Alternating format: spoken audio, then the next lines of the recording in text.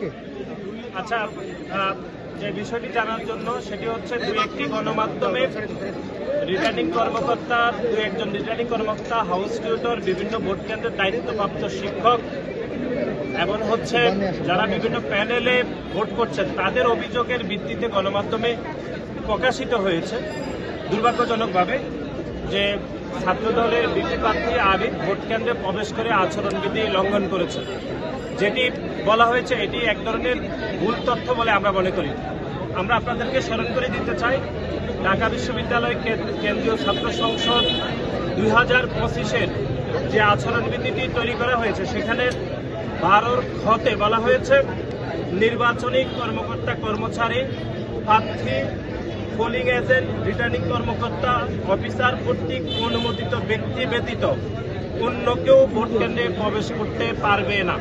সুতরাং আমাদের বাংলাদেশ জাতীয়তাবাদী ছাত্রদল সমর্থিত প্যানেলের বিপি প্রার্থী আবিদুল ইসলাম হচ্ছে আমাদের একজন প্রার্থী। সুতরাং প্রার্থী যে কোনো ভোট কেন্দ্রে প্রবেশের পূর্ণ অধিকার রয়েছে এবং আইনেও সেটি বলা হয়েছে। এবং একই সাথে আবিদ গণমাধ্যমকে নিজেও বলেছেন যে রিটার্নিং কর্মকর্তার অনুমতি নিয়ে তিনি ভোট কেন্দ্রে প্রবেশ করেছেন, যা আইনও দেওয়া রয়েছে যে ঢাকা বিশ্ববিদ্যালয় ছাত্র সংসদ নির্বাচন 2025 12 খতে সেটি স্পষ্টভাবে উল্লেখ রয়েছে যে এখানে আবিদ ভোট কেন্দ্রে প্রবেশ করতে পারবে। কিন্তু তারপরও আমরা দেখেছি যে বিভিন্ন দুই একটি গণমাধ্যম এবং বিশেষ করে শিবিরের প্যানেল থেকে বারবার অভিযোগ করা হয়েছে এবং দুর্ভাগ্যজনকভাবে ঢাকা বিশ্ববিদ্যালয়ের কিছু কর্মকর্তা যারা নির্বাচন পরিচালনা করছেন কিন্তু নির্বাচনের আচরণবিধি বিষয়ে তাদের ন্যূনতম জ্ঞান না পেয়েও তারা নির্বাচনের দায়িত্ব পালন করছেন। এটি আমাদেরকে ব্যাপকভাবে আমাদেরকে হতাশাগ্রস্ত করেছে যে অন্তত ঢাকা বিশ্ববিদ্যালয়ের মতো জায়গায় ঢাকা বিশ্ববিদ্যালয়ের মাননীয় শিক্ষকরা কেন আচরণবিধি করবেন না, এটি আমাদের কোনোভাবে বোধগম্য নয়।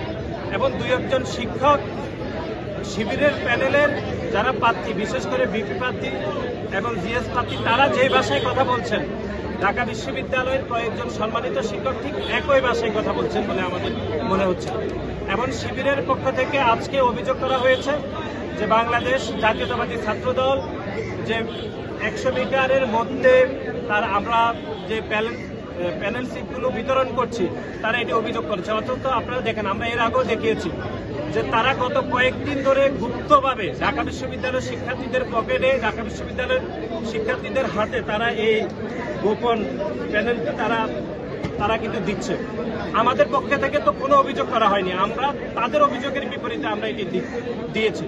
সুতরাং আমরা মনে করি ঢাকা বিশ্ববিদ্যালয় যেহেতু এখানে 39টি ভোট দিতে হবে, শিক্ষার্থীরা হয়তো ভোট কেন্দ্রে গিয়ে সংখ্যা বলে যেতে পারে, সেই জন্য আমরা মনে করি এটি শিক্ষার্থীদের সহায়তার জন্য বিভিন্ন প্যানেল তারা যে কোনো প্যানেল দিতে পারে, এটি আচরণবিধির কোনো লঙ্ঘন হবে না বলে আমরা মনে করি। এবং বাংলাদেশ জাতীয়তাবাদী ছাত্রদল এই ভোট কেন্দ্রের 100 মিটার দূরে আমাদের সহায়তা কেন্দ্র আমরা স্থাপন করেছি, সেটাও নিয়ে মিথ্যাচার করা হয়েছে।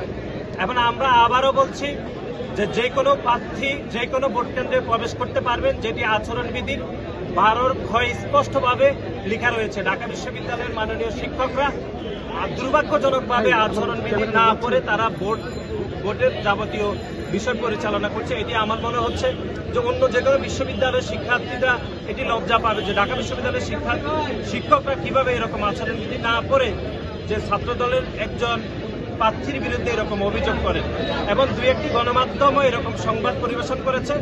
আমরা সে সকল গণমাধ্যমের কর্মীদেরকেও আমরা অনুরোধ করবো যে আপনারা আচরণবিধি পরে যদি আপনারা সংবাদ পরিবেশন করেন তাহলে অন্তত কেউ ক্ষতিগ্রস্ত হবে না, সবার প্রতি ইনসাফ কায়েম হবে। সবাইকে ধন্যবাদ।